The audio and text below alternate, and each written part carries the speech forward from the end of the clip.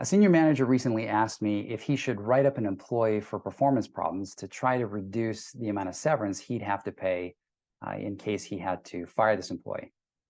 So I'm going to give you the same answer that I gave him. Imagine for a moment if your spouse came up to you one day and said, "You know what, honey, we've hit a bit of a rough patch in our marriage. And so from now on, anytime you do something that I don't like, I'm going to keep a written record of it to make sure that I have the advantage in the divorce proceedings if it gets to that point." Right? Can you imagine if your spouse actually said that to you? You'd probably be like, "Why are you even saying this to me? You're obviously telling me that the relationship is over."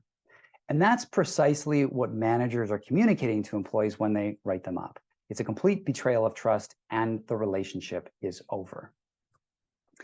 For decades, HR professionals have been telling managers to write up employees, put them on a PIP if they have performance problems. And a PIP is a performance improvement plan. So, where did HR professionals come up with this idea? The answer is lawyers. And we all know how lawyers are just awesome at bringing out the best in people, right? No, they're pretty much the worst people on the planet to be taking relationship advice from. So, my first tip for you is stop taking leadership advice from lawyers. My second tip for you is if you have an employee who is struggling, ask them why they're struggling. For example, you might ask, "Hey, are you okay? Is everything okay at home or in your personal life? Why do you think you keep having these problems? Do you enjoy working here?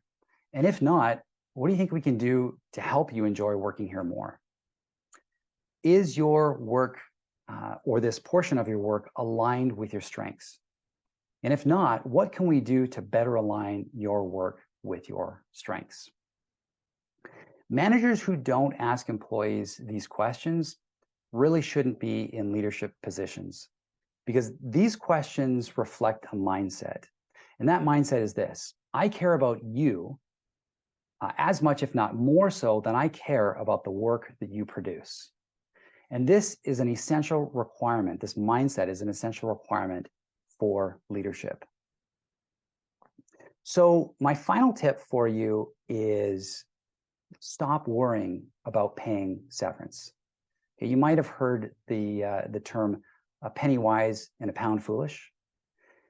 You're going to waste way more time and money on lost productivity and unnecessary turnover if you continue to write up employees than you could possibly ever save by trying to minimize severance pay.